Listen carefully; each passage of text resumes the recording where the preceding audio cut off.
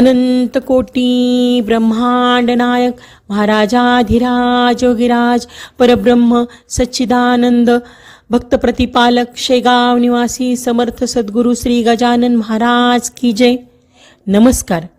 आपल्या गुरुस्तुती या चॅनलवर सगळ्यांचे स्वागत आहे. आपण आपले काही अनुभव असतील तर ते आम्हाला नक्की कळवा. ते आपण आपल्या चॅनलवर सांगू. तसेच आपल्या चॅनलवर येणाऱ्या व्हिडिओबद्दल तुमच्या प्रतिक्रियासुद्धा कळवा. तुम्ही आम्हाला कमेंट किंवा डिस्क्रिप्शन बॉक्समधल्या ID वर ईमेल करू शकता. आपल्या चॅनलला सबस्क्राईब करा आणि व्हिडिओला लाईक आणि शेअर करा. धन्यवाद. हा अनुभव आहे नाशिक येथून गजानन मोहनराव देशपांडे या दादांचा. दादा म्हणतात, तुझी एक दृष्टी कृपाळू पुरेशी. जय गजानन.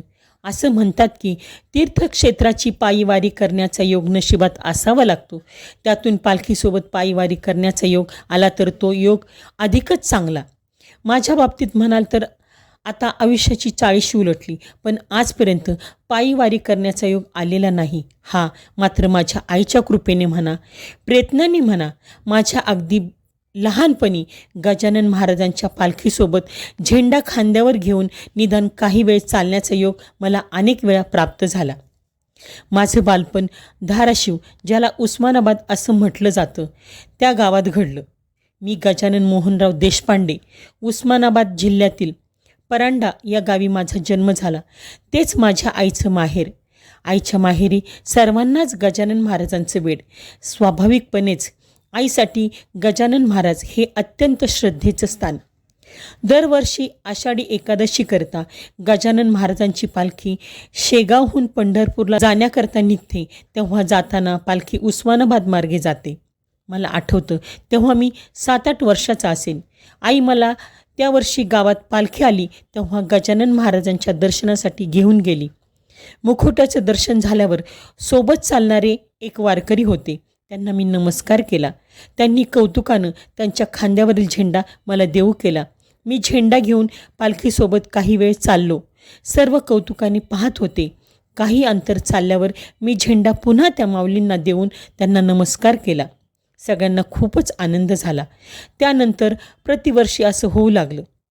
पालखी गावात आली की प्रथम दर्शन, नंतर झेंडा घेऊन पालखीसोबत थोडी वाटचाल. तेव्हा खूप छान वाटायचं. पालखीसोबत हत्ती घोडे. लहान वयात ते सर्व अधिकच भव्य वाटायचं. माझ्या लहान वयामुळे सेवेकरी मला ओळखू लागले. तेव्हा पालखीसोबत वरिष्ठ सेवेकरी म्हणून श्री मोहन उगले असायचे. तेही माझ्या परिचयाचे झाले. पुढे मी मोठा झालो. खांद्यावर झेंडा राहिला नाही. मात्र पालखीचं दर्शन आणि महाराजांना प्रार्थना नित्यनेमाने होत राहिली. लहानपणी माझ्या खांद्यावर आलेला झेंडा महाराजांच्याच कृपा आशीर्वादाचा भाग होता, याची जाणीव मला पुढे घडलेल्या 2 प्रसंगातून झाली. मला आत्ता नेमकं वर्ष आठवत नाही, पण एके वर्षी जेव्हा पालखीचं गावात आगमन होणार होतं त्या दिवशीची गोष्ट. पालखीला मी सामोरा गेलो. मी त्या तेजस्वी मुखोट्यासमोर उभा होतो. मी नमस्कार केला आणि मला आतून प्रेरणा झाली की गावातून पालखी ज्या मार्गाने समोर जाते त्या मार्गावर समोर जाऊन एक फेरफटका मारू नये. मी सायकलवर स्वार होऊन निघालो. अनेक वर्ष पालखीसोबत गावातून फिरल्यामुळे मला मार्ग परिचयाचा होताच. एका ठिकाणी एक अरुंद गल्ली होती. तेथून मी आत शिरलो. बराच पुढे आलो. मात्र पुढे रस्ता बंद झाला, कारण एका ठिकाणी बोरिंगचं काम सुरू होतं. बोरिंगची गाडी वाटेत चक्क आडवी उभी होती.